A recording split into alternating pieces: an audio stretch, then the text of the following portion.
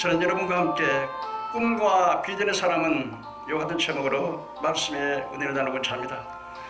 사람들은 살아가면서 목표를 정하고 비전을 가지고 살아가는 사람과 꿈과 비전과 목표도 없고 계획도 없이 그냥 바람 부는 대로 물결 치는 대로 살아가는 사람과의 차이는 질적인 면에서나 결과적인 면에서 엄청나게 차이가 있다고 생각이 되어집니다. 저의 삶을 경험을 좀 말씀드리면 제가 꿈을 가지고 바라보았던 것들은 거의 성취된 것 같습니다. 제가 제대를 하고서 공장에 사장이 한번 되어야 되겠다는 그 꿈을 가지고 했을 때 정말 사장이 되었었습니다. 그리고 교회를 하다 보니까 교회가 청년 시절에 그냥 주일학교 청년에 다니다 보니까 우리 동생이 자꾸 사장님이 돼가지고서 그렇게 교회만 하면은 공장은 어떻게 되냐 그래서 나는 정말 이제 본격적으로 주일만 해야 되겠다는 생각을 해가지고서 신학교에 가서 목사가 되는 꿈을 꾸었더니 그대로 목사가 되었습니다. 제가 목회 가운데 한 교회만 좀 소개를 해보겠습니다. 전라남도 한평에 있는 산현교회라고 하는 교회에서 제가 84년도에 시무를 했는데 그 교회 가서 보니까 교회가 한 100년쯤 됐어요. 그래서 이 벽돌로 교회를 지었는데 작년에 한 70명, 그리고 우리 중고등부 학생이 한 40명, 그리고 주일학교 학생이 한 40명 정도 됐어요. 그런데 아무나 교회가 100년 교회 쳐놓고는 그냥 피아노도 없고 오리엔을 가지고 하고 의자도 없고 차도 없고, 또 주일학교 반사는 올드미스 한 분이 하시는데 엉망이고, 그러니 우리 시골 교회는 우리 목사님들 아시다시피 이 목사님이 또 중고등부를 다 맡아서지 않습니까? 그래서 제가 중고등부를 맡아가지고 보면서 이래서는 안 되겠다. 그래서 우리 주일학교를 우리 중고등부 학생들에게 이 주일학교 교사를 맡겼어요.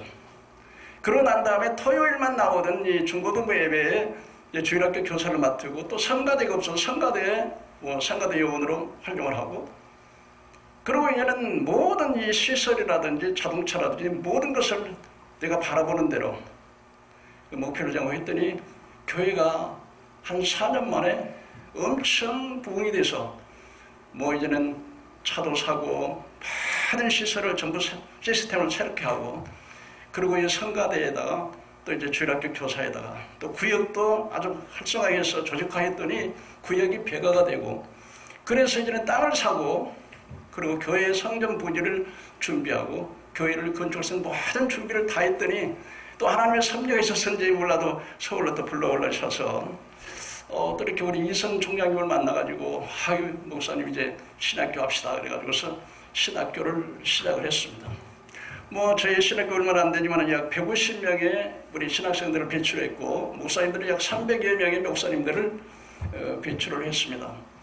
그리고 제가 목회 지금 40년인데 내가 잘났어도 아니고 한 1000여 명의 조그마한 교단입니다만은 초교장도 하고, 지금 현재 한국 기독교 대한단체총회 대표회장을 맡고 있습니다. 이 모든 것들은 제가 바라봤던 꿈대로 되어진다는 것을 상당히 많이 경험을 합니다. 지금도 여러분 보시다시피 이렇게 부족하지만 유튜브 방송도 열심히 하고 있습니다. 그리고 앞으로 이제 제 나이가 이제 한 3년 있으면 70이 되는데요. 그래서 사실은 이제 앞으로도 이렇게 복지 사업을 좀 하고 어려운 분들 좀 돕는 일을 해야 되겠고, 교회를 좀 더 활성화시키려고 노력을 하고 있습니다. 근데 제가 이 말씀을 왜 하는 것은 여러분, 우리가 꿈대로 꿈이 있어야 큰 일을 할 수 있다고 하는 것을 생각해 보도록 하겠습니다. 잠언 29장 18절에 보면 묵시가 없으면 백성이 방자히 행하거니와 율법을 지키는 자는 복이 있느니라. 이걸 흥정력 번역에서는 계시와 묵시를 비전으로, 그래서 꿈이 없는 백성은 망한다 이렇게 번역이 되어 있습니다. 그래서 여러분, 꿈이 인생을 바꾼다는 말이 있는 것입니다. 그럼 첫째로 세상은 꿈을 비전을 가진 사람들에 의해서 세상을 변화시키고 그게 쓰임받는 사람들이 많이 있는 것을 볼 수 있습니다. 조영기 목사님께서는 자신이 세계 최대의 교회를 세우겠다고 하는 비전을 가지고서 아마 그 꿈대로 아마 세계 최대의 교회를 세웠다고 생각을 하는 것입니다. 과학자 중에 많은 사람들이 세상을 변화시키는 많은 사람들을 보면 무엇을 바라보고 꿈을 꾸는 사람들이었습니다. 여러분 나이트 형제가 보면서 잠자리가 날아가는 모습을 보면서 야 사람이 저렇게 날아갈 수가 없을까 그렇게 끊임없이 바라보고 생각하고 꿈을 꾸다가 비행기를 만들었습니다. 여러분 에디슨이라고 하는 사람 우리가 잘 압니다. 학교 다닐 때 에디슨이라고 하는 사람은 아주 전능하라고 선생님이 도저히 얘는 가르칠 수가 없다고 그렇게 말을 했습니다. 어찌나 의문이 많고 생각이 많고 질문이 많은지 그래 그 어머니는 그의 자질을 보았습니다. 이 애가 야 너는 앞으로 훌륭한 과학자가 될 거야. 그런데 여러분 이 에디슨이 여러분 전구를 발명해가지고 세상의 등불을 밝히는 위대한 과학자가 되지 않았습니까? 창세기 37장에 보면 요셉이 꿈을 꿨습니다. 이 요셉이 꿈을 꾼 것은 바로 그의 비전이었고 하나님으로부터는 계시였습니다. 그의 꿈이 이렇습니다. 해와 달과 11별이 자기에게 절하더라 그러니까 가뜩이나 미워한 형제들이 아주 미워 있습니다. 그러나 그의 아버지 부모들은 그의 마음에 담았다 그랬습니다. 그런데 형제들의 미움을 받아서 그가 구덩이에 늘어지고 노예로 팔려가고 가변의 어려움 속에서도 그런 비전이 있었기에 절망하지 않고 낙심하지 않고 원망하지 않고 그리고서 하나님만 바라보고 갔는데 하나님께서 그의 그 비전을 보시고 하나님이 그를 위대하게 쓰셨던 사실을 봅니다. 창세기 45장 5절에 보면 그 형제들이 요셉인 것을 알고 깜짝 놀래 두려워할 때 창세기 45장 5절에 당신들은 이곳에 팔았다고 해서 근심하지 마소서 한탄하지 마소서 지금 2년 동안 흉년이 들었지만 앞으로 5년 동안은 기경도 못할 것입니다. 그런데 하나님께서 당신과 당신들의 자녀를 살리려고 나를 먼저 보낸 것입니다. 형님들이 나를 이것을 보낸 것이 아니라 하나님께서 나를 보내셨다고. 이러한 비전을 가지고 있는 이 요셉은 하나님께서 함께 하셨고 그는 한 세대에 자기 가족을 살렸을 뿐만 아니라 전 세계를 살리는 위대한 사람으로서 기록이 된 것을 볼 수가 있는 것입니다.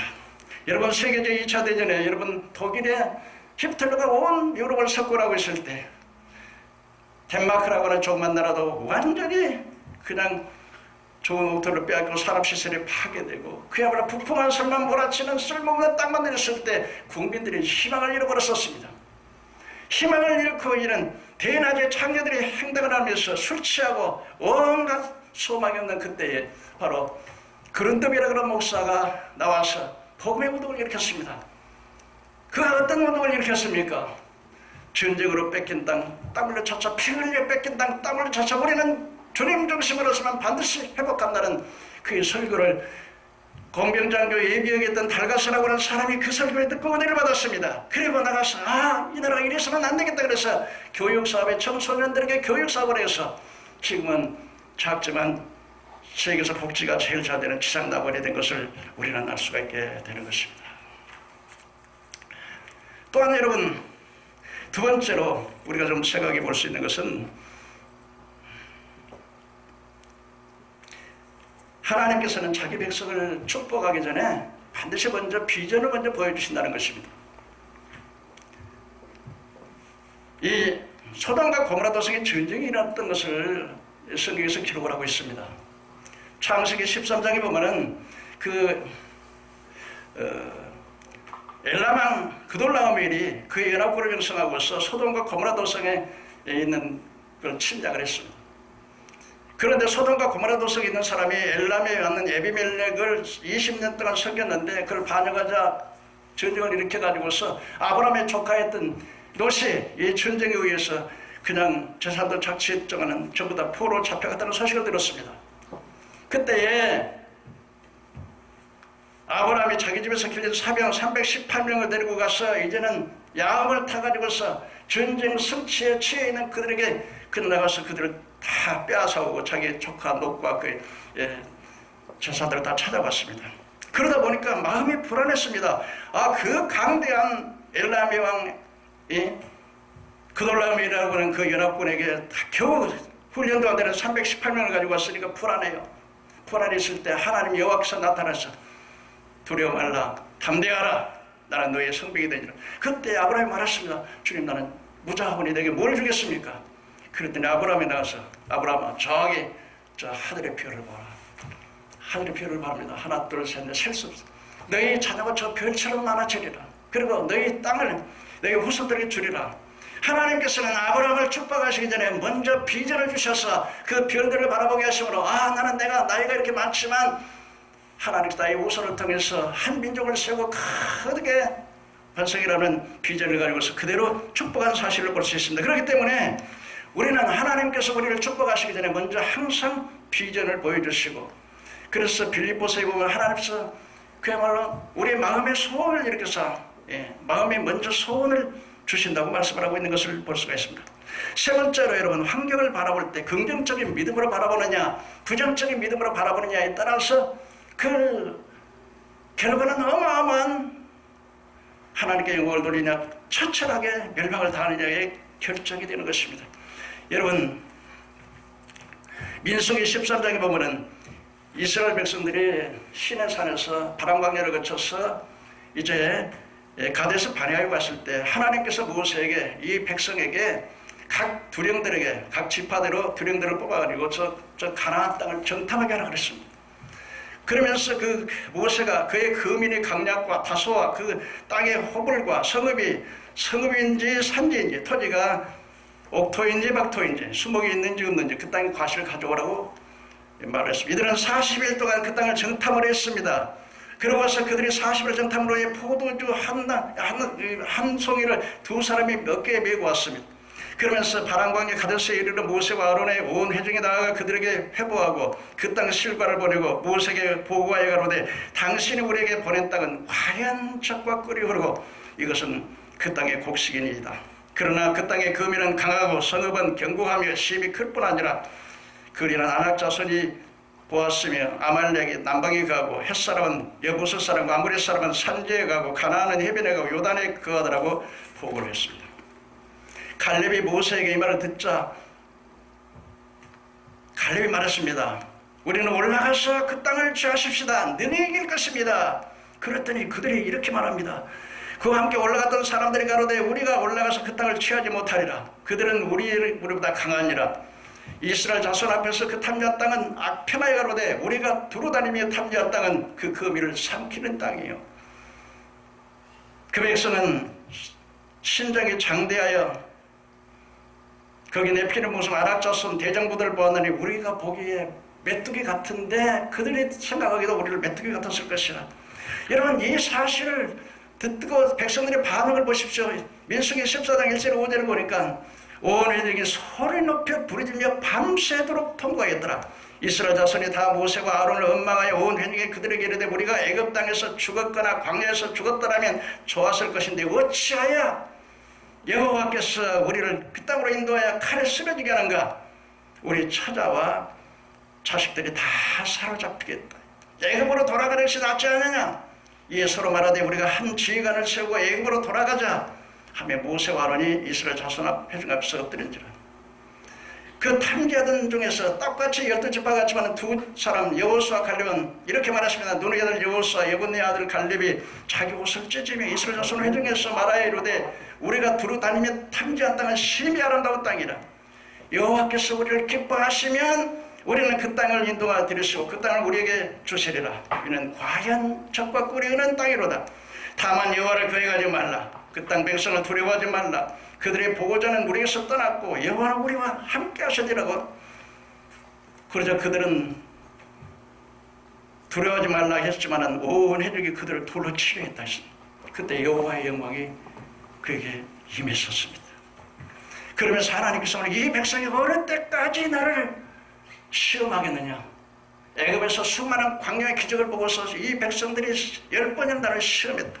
그래서 이 백성을 진멸하러 갈 때 모세가 중보 기도를 했으면 하나님이여 이 백성을 이 광야에서 진멸하시면 저 이방 사람들이 하나님께서 이스라엘 백성을 구원해서 가나안 땅에 들어갈 능력이 없어서 그들을 멸했다고 할 것인데 그러면 안 되고, 그래서 막 생명을 걸고 기도하니까 하나님께서 죄를 사하기는 했지만 여호와께서 이렇게 말씀하셨습니다. 내가 내 말대로 사하노라. 그러나 내가 진실로 살아 있는 것과 여호와의 영광이 온 세계 만민 중에 두고 맹세하노니 내 영광과 광야에서 행한 나의 이적을 보고도 10번이나 나를 시험하사 내 목소리를 청정치 아니하는 이 사람들을 내가 그 조상들의 맹세한 땅으로 결단코 보지 못할 것이요 또 나를 멸시하는 사람은 한 사람도 그를 보지 못하리라. 내 종 갈렙은 그들과 달라서 나를 온전히 따랐은즉 그의 같은 땅으로 내가 인도하여 드려서 그의 자손이 그 땅을 차지하리라.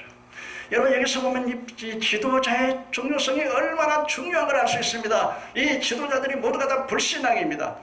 뭐 제 생각 같아서는 그래도 모세나 아론처럼 그런 상을 봤으면 조용하게 이야기를 하든지, 그런데 아주 그냥 그렇게 하지는 않았을 뿐만 아니라 그 백성들을 충동시켜 그 땅을 악평하고, 그 성은 크고 견고하고 그 백성은 강하고 내필의 무선을 보았고 그 땅은 거민을 삼키는 땅. 무슨 말은 그 땅은 거민을 삼키는 땅이라고 하는 말은 무슨 말이냐면 바로 우리가 거기 들어갔다는 전부 다 전멸하겠다는 말 아니겠습니까? 그렇게 비교식입니다. 그래서 이 불신앙을 가지고 있는 지도자는 그 말 한마디 한마디가 온 백성이 그 말을 듣고 통곡을 했습니다. 밤새도록 울었습니다. 그리고 그 백성들이 말합니다. 하나님께서 우리를 이 땅으로 인도해 내가지고서 이제는 저 가나안 땅에 차라리 우리가 광야에서 차라리 죽었더라면 좋을 뻔했는데 하나님께서 이제는 우리 처자식들이 다 잡히겠다고 통곡을 하고, 여러분 그래서 이 지도자의 불신앙, 그러나 똑같은 환경을 똑같이 보았지만 여호수아와 갈렙은 달랐습니다. 하나님이 우리와 함께 하셔 저들의 보호자는 저기 떠났고 우리와 함께 하시니 저들은 우리의 밥이다. 그래서 우리는 어떤 환경과 나를 비교해보면 나가지만 나의 배후에 있는 신앙의 눈으로 가나안 족속과 하나님을 비교해보니까 저들은 아무것도 아닌 것을 그들은 볼 수가 있었습니다. 똑같은 사물이고 똑같은 사건이지만 그 사람의 신앙의 눈에 따라서 어떻게 보느냐에 따라서 이와 같은 엄청난 결과를 가져온다고 하는 사실을 우리가 알아야 되겠습니다. 마지막으로 여러분 부정적인 것이나 부정적인 것을 바라보지 말아야 됩니다. 이스라엘 백성들은 가나안 땅에 들어가서 끊임없이 우상 숭배하고 그들의 악행을 보고서 그걸 본받았습니다. 오늘날 여러분 우리 젊은 세대들은 어찌하든지 이 젊은 청소년들에게 교회를 가까이 하고 하나님 말씀을 가까이 하고 거룩한 것을 보고 습관화시켜야 되는데 세상 문화, 그 다음에 음악, 서적, 음란물, 그 다음에 유튜브, 포르노 이런 것들만 보게 돼서 이 잘못된 것을 보게 되면 영원히 망하게 된다고 하는 사실을 우리가 알아서 이 부정적인 것은 보지 말아야 되겠습니다. 결론입니다. 바라바의 법칙에서 꿈과 비전이 있어야 됩니다. 그리고 하나님께서는 하나님이 먼저 비전을 주시고 우리를 축복하신다는 사실. 바라보면 긍정적으로 바라볼 때 그것이 바로 비전이 되지만 부정적으로 바라볼 때는 자신도 망하고 나라도 망한다는 것입니다. 사물을 바라볼 때 믿음의 눈으로 바라보라는 것입니다. 보지 말아야 할 것을 보지 말고 듣지 말아야 될 것 듣지 말아야 되는 것입니다.